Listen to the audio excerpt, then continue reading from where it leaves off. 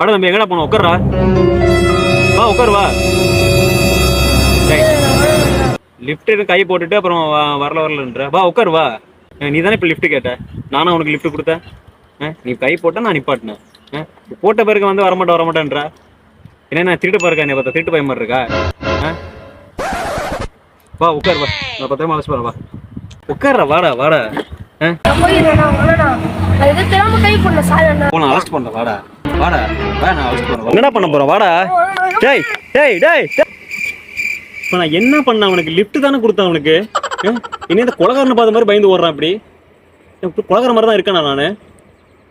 சின்ன பையன் லிஃப்ட் கேட்டுட்டு பயந்து ஓடுறான். இப்படி ஆசை வந்து என்னை ஆட்டி வைத்த பாவம், மற்றவரை நான் ஏன்